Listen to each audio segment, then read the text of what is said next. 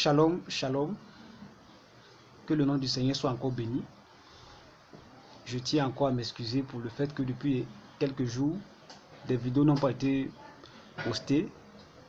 Pour ceux qui le savent, j'ai été victime d'une agression la semaine passée et j'ai perdu mon téléphone.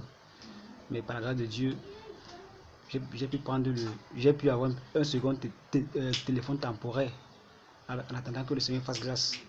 Tout cela, ce sont les attaques de l'ennemi pour pouvoir freiner l'évangile, mais il ne peut pas le faire parce que celui qui est en nous est plus fort que celui qui est dans le monde. Bon, c'est la raison pour laquelle je vous salue dans le nom puissant de Jésus-Christ de Nazareth. Bien aimé, il y a plusieurs sujets que le Seigneur a mis dans mon cœur pour pouvoir partager. Et l'un de ces sujets, ce qui est connu, c'est juste un rappel que je vais donner maintenant, ce qui parle par rapport à l'amour du prochain. Mais avant de commencer, je vais d'abord faire une petite prière. Seigneur, merci encore, Papa, pour ta grâce. Merci pour ton amour. Merci pour la vie en abondance. Merci, Roi des rois, Seigneur des seigneurs, toi qui es Dieu, toi qui vis d'âge en âge. Nous te disons merci parce que toi, tu as permis que, une fois de plus, nous soyons rassemblés ici là pour écouter ta parole. Père, nous te remettons, Seigneur, ces moments entre tes mains. Saint-Esprit, prends contrôle.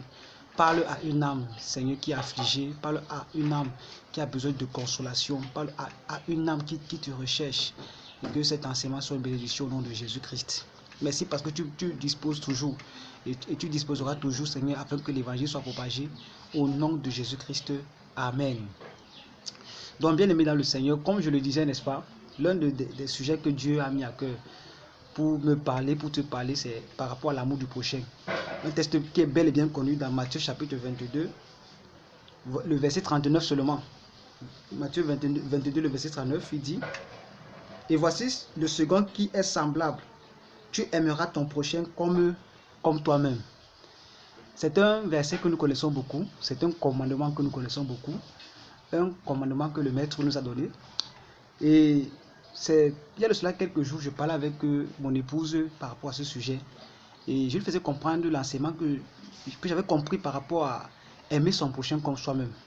Vous savez, c'est quelque chose qui paraît facile, mais au fond, ce n'est pas facile d'aimer son prochain comme soi-même. En fait, je vais un peu donner quelques détails pour un peu expliquer ce que ça veut dire aimer son prochain comme soi-même.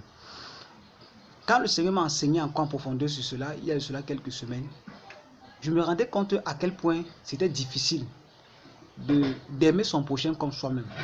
Parce que quand il avait dit que aime ton prochain comme toi-même, ça veut dire que ce que tu es capable de faire pour toi, c'est ce que tu dois automatiquement faire à ton prochain. Mais aujourd'hui, je me rends compte que je me suis rendu compte que si nous tous, nous mettions ce commandement en pratique, il n'y aurait jamais de problème parmi les frères. Il n'y aurait jamais de problème dans l'église. Parce que si je m'aime moi-même, je ne peux pas me tromper moi-même. Mais aujourd'hui, pourquoi se fait-il qu'entre frères et sœurs, on peut se tromper? En fait, c'est parce qu'on ne s'aime pas comme soi-même. C'est deux commandements principaux que Jésus-Christ a donné. C'est aimer Dieu de tout son cœur, de toute son âme, de toute sa force, de toute sa pensée. Et c'est d'aimer son prochain comme soi-même. Et il dit que c'est de ces deux commandements que dépend toute la loi. Et c'est une vérité.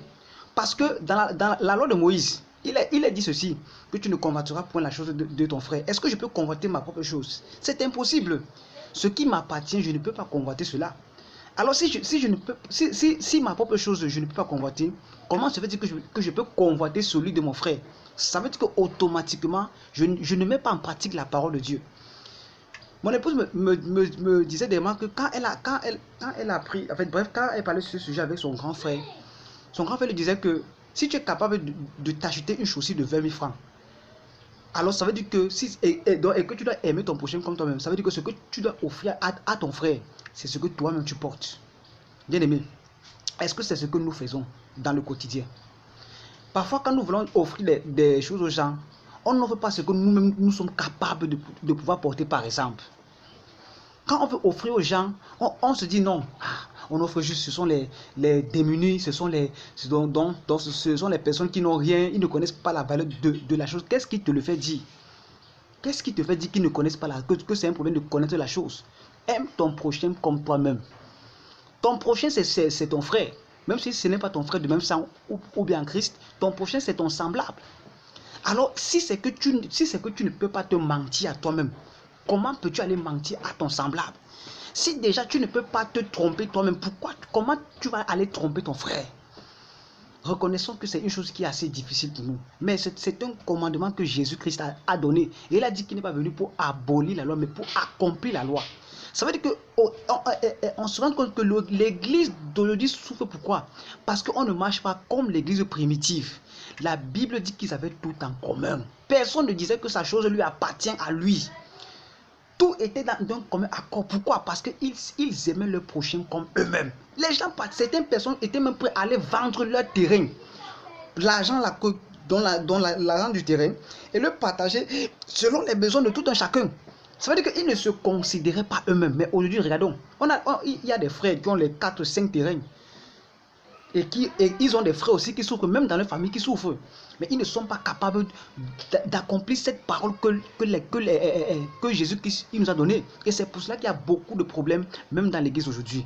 Pourquoi les querelles? Pourquoi les disputes? Pourquoi les jalousies? Parce que chacun cherche son propre intérêt. Chacun veut faire ce que lui, il veut. Personne ne pense à l'autre. Ce n'est pas ce que le Seigneur Jésus-Christ nous a enseigné. Bien aimé, le capitalisme dans lequel le diable a mis le monde a fait en sorte que chacun puisse chercher ses intérêts. Et c'est pour cela que l'église souffre. C'est pour cela que le monde entier souffre. Toutes les guerres, pourquoi? Parce que chacun cherche son intérêt. Certains présidents qui veulent s'éterniser au pouvoir. Pourquoi? Parce que chacun cherche son intérêt. Personne ne cherche l'intérêt d'un frère ou d'une sœur. Même dans l'église aujourd'hui, on voit par exemple dans certaines églises où il y a les conflits. Tel pasteur est affecté ailleurs, il ne veut pas partir. Parce que là où il était, c'est une bonne mangeoire. Il ne peut pas quitter là-bas. Pourquoi? Parce que ce sont ses intérêts qui sont visés. Comment se fait-il qu'avec de telles attitudes, nous croyons qu'on peut plaire à Dieu? L'une des choses qui a fait en sorte que Satan soit chassé du ciel, c'est parce qu'il cherchait son propre intérêt. Il voulait aussi qu'il soit adoré comme Dieu est adoré. Il a commencé à convoiter la gloire de Dieu. Et à cause de cette convoitise, Dieu l'a chassé du ciel. À cause du fait que nous les chrétiens, aujourd'hui, nous sommes devenus tellement envieux, orgueilleux, vantards, avec toutes sortes de choses. C'est la raison pour laquelle on n'est pas capable de manifester l'amour les uns envers les autres. Et même quand on le fait, on ne pas fait la publicité. On commence à mettre la personne à qui on fait du bien en disant que oh, je t'ai fait ceci, pourquoi? Non, en fait, est-ce que Dieu, quand Dieu nous bénit, il ne fait pas de publicité, frère? Il ne fait pas de publicité seul. Donc, je vais te dire une chose. Mets-toi au défi. Est-ce que tu es sûr que tu aimes ton prochain comme toi-même? La chaussure que tu portes là, qui coûte 15 000, est-ce que tu es capable d'acheter ça à quelqu'un aussi? Qui n'est pas capable de te rembourser, parce que ce que nous faisons aujourd'hui, c'est que nous faisons du bien à ceux qui sont capables de nous le rembourser. Non, la Bible n'a pas dit cela. Bien aimé, Jésus-Christ a dit que si vous aimez seulement ceux qui vous aiment autant pour moi, vous n'êtes pas différent des païens. Parce que même les païens aussi aiment ceux qui les aiment. Bien aimé, l'amour en Jésus, ce n'est pas le Ndjangi. Ndjangi, ça veut dire la cotisation en douala. Ce n'est pas la cotisation, ce n'est pas que je te donne, tu me donnes. Non, Jésus qui nous a aimés sans condition. Je le dis toujours, et je suis honnête, que si c'était par mérite, Dieu n'allait jamais me choisir pour le servir. Parce que moi, je partais à l'église seulement quand il y avait le mariage. Parce qu'il y avait la nourriture, je partais seulement pour manger. Donc, chercher Dieu, ça ne m'intéressait pas. Oh, il y avait des personnes qui étaient véritablement engagées à Dieu quand j'étais petit, mais aujourd'hui, qui ne sont plus en Jésus, qui sont dans le monde. Bien aimé, donc c'est pour dire que Dieu nous a aimés sans condition. Dieu ne nous a pas aimés parce qu'on a fait quelque chose d'extraordinaire. Non. Lui-même, ce qui est bien avec Dieu, c'est qu'il met en pratique ce que lui nous dit. Mais pourquoi nous ne sommes pas capables de mettre en pratique ce que lui, il nous dit? Lui, il nous demande d'appliquer, frère. Comment se fait-il qu'il y a encore tellement de disputes, de jalousie entre nous? Comment c'est possible, frère? Est-ce que tu aimes ton prochain comme toi-même? Est-ce que tu es capable, ce que tu t'offres à toi, est-ce que tu es capable, est-ce que tu as déjà offert ça à quelqu'un un jour? Pas à quelqu'un que forcément parce que tu sais que non, si j'offre ça à X, il va me le remettre. Parce que c'est ce que nous, parfois c'est la motivation que nous avons. Or, ce n'est pas comme ça que les choses du Seigneur devraient se faire. Aime ton prochain comme toi-même. Bien aimé, si nous commençons à aimer nos prochains comme nous-mêmes, on n'aura plus le temps de vouloir discuter que non, pourquoi tel pasteur a une grande église, moi j'ai une petite église, pourquoi tel frère comme ça, pourquoi je convoite la bénédiction de mon frère. Non frère, c'est impossible. C'est impossible. Quand on s'aime véritablement, c'est impossible. Regardons l'église primitive. Ils avaient l'amour envers les uns envers les autres. Ils avaient l'amour les uns envers les autres. Il y a même certains parmi nous qui sont dans les églises, ils sont véhiculés, mais après la fin du culte, ils ne portent même pas des frères. dans leur voiture pour les accompagner. C'est presque difficile, c'est presque impossible. Et on se dit qu'on est des frères, des enfants de Dieu. Je le dis toujours, l'amour ce n'est pas le fait de dire que oh, mon frère, je suis content de te voir aujourd'hui, mais dans le cœur je suis hypocrite avec toi. C'est le mensonge. C'est du mensonge, frère. Nous devons véritablement nous repentir parce que Jésus-Christ revient bientôt. La Bible le dit, ce n'est pas moi qui le dis. Si on ne s'aime pas sur la terre, ce n'est pas au ciel qu'on va s'aimer. Il n'y a pas le paradis des gentils et le paradis des moins gentils, le paradis des donateurs. Non, le paradis c'est pour tout le monde. Et nous tous, nous devons véritablement nous aimer les uns envers les autres. Et même dans les foyers, c'est pour cela qu'il y a problème. Pourquoi aujourd'hui il y a beaucoup d'infidélité? Parce qu'on ne peut pas aimer sa femme ou bien son mari comme soi-même. Est-ce que je peux accepter me tromper moi-même? C'est impossible. Est-ce que je peux accepter me mettre en colère moi-même? C'est impossible. Mais pourquoi nous le faisons les uns envers les autres? C'est parce que nous sommes encore égoïstes. C'est parce que nous pensons à nous-mêmes. C'est parce que nous ne voyons pas que Dieu veut faire des choses extraordinaires au travers de nous. Bien aimés, c'est possible que nous puissions vivre comme l'église primitive. Ce qui me fait mal, c'est que quand on parle beaucoup de l'église primitive, on pense plus à l'onction qui se manifestait autour d'eux. C'est une bonne chose. Mais pour que cette onction soit manifeste, il a fallu qu'ils soient unis, qu'ils soient un, qu'ils s'aiment les uns les autres. Mais aujourd'hui, on voit tellement, nous sommes devenus comme des crabes à l'église où on se peigne sur les uns les autres, où on se déchire les uns les autres. Et on se dit qu'on est enfant de Dieu. Et ça fait en sorte que beaucoup de personnes se sont refroidies dans la foi, disent que non, je ne peux plus aller prier, je n'entre même plus dans une église parce qu'il n'y a pas l'amour. Frère, c'est terrible. Comment se fait-il que tu es malade dans ta maison? Tu pars à l'hôpital où tu es censé être guéri, on augmente encore ta maladie. Et c'est la preuve, et c'est l'une des réalités spirituelles de l'église aujourd'hui. C'est pour là que beaucoup vont d'église en église, d'église en église. Pourquoi? Parce qu'ils se rendent compte qu'il n'y a plus l'amour. Et vraiment, c'est scandaleux, c'est vraiment scandaleux. Imaginez-vous qu'au temps de Noé, pendant que tout le monde meurt, et que le bateau, l'arche de Noé qui était censé protéger les personnes, commence à couler. C'est terrible, parce que c'est la réalité aujourd'hui. C'est que l'arche qui est censée porter les pécheurs, ceux qui sont démunis, est en train de couler. Pourquoi? Parce qu'il n'y a plus d'amour les uns envers les autres. Chacun s'aime soi-même.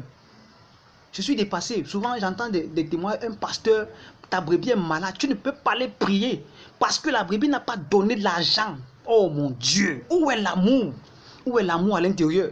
Où est l'amour à l'intérieur? Où est l'amour à l'intérieur? C'était même pas seulement les pasteurs, mais même les brebis. Les pasteurs s'engagent pour vous. Vous n'êtes même pas capable d'être reconnaissant. Quand Dieu vous bénit, vous partez chez vous, changez là de pasteur. Où est donc l'amour? Où est l'amour bien-aimé dans vos cœurs? Où est l'amour?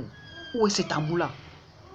Bien-aimé dans le Seigneur, nous devons nous aimer les uns les autres. Aime ton prochain comme toi-même. Donc ce que j'aime manger, c'est ce que je dois offrir à quelqu'un. Si je sais que par exemple, je n'aime pas la banane malassée, je ne peux pas aller offrir ça. À moins que la personne me dise que non, moi j'aime la banane malassée, c'est un exemple. Ça c'est clair. Mais je ne peux pas aller offrir à quelqu'un ce que moi-même je ne peux pas avoir. C'est impossible, bien aimé, c'est impossible. Un jour, mon épouse m'a parlé d'une histoire qui m'a choqué dans un forum où on fait des dons. Une personne qui a envoyé des dons à une personne, je crois que c'était une femme, et c'était, je crois, une machine à cuisiner, je crois que c'était gâté. Mais c'est terrible. C'était vraiment quelle méchanceté. Vraiment, ça c'est inhumain. C'est inhumain ce genre de choses. Et c'est comme ça que nous sommes. Nous offrons des choses de moins de qualité aux frères. Parce que non, on se dit que ça ne les mérite pas. En fait, c'est ça, c'est l'esprit par derrière, bien aimé. Jésus-Christ nous a donné la chose qui avait une très grande valeur, c'est la vie éternelle. Personne d'entre nous ne méritait cela, mais il a donné ça pour toi et moi. À plus forte raison, nous. À plus forte raison, nous. Donc, si tu veux offrir quelque chose à quelqu'un, offre ce que toi-même tu es capable d'avoir. L'amour que tu aimerais qu'on te donne ça aux gens. Il y a des personnes qui sont tellement égoïstes, qui veulent qu'on fasse tout pour eux, mais ils ne sont pas capables de se sacrifier pour les autres. Mais ils attendent toujours des autres, mais eux ne peuvent pas s'adonner, frère. C'est impossible. Si tu veux qu'on ait du temps pour toi, aie le temps pour les autres. Si tu veux qu'on prie pour toi, prie pour les autres. Si tu veux qu'on, je ne sais pas, qu'on fasse quelque chose pour toi, fais-le aussi à d'autres personnes. C'est cet amour-là que Dieu attend de chacun d'entre nous. C'est cet amour-là que Christ a dit, aime ton prochain comme toi-même. Aime ton prochain comme toi-même. Aime ton prochain comme toi-même, frère. Aime ton prochain comme toi-même, sœur. C'est très important. Il y a un serviteur de Dieu qui a fait une action vraiment touchante envers nous un jour. Je vais taire son nom. On avait un problème de loyer. Et il nous a envoyé 50 000 francs pour payer le loyer. Et quand on a payé le loyer, il nous a dit que ses enfants étaient dehors à cause de la pension. Cette histoire nous a tellement blessé. Parce que s'il avait dit ça avant d'envoyer l'argent, moi-même j'allais refuser. Ça nous a tellement choqué. À quel point quelqu'un est capable de sacrifier même ses enfants pour pouvoir soutenir un frère. Cette histoire-là, je ne vais jamais l'oublier. Ça m'a beaucoup touché. Bien aimé, c'est à ce niveau que Dieu t'attend. C'est à ce niveau que Dieu m'attend. Être capable de sacrifier même tes propres enfants.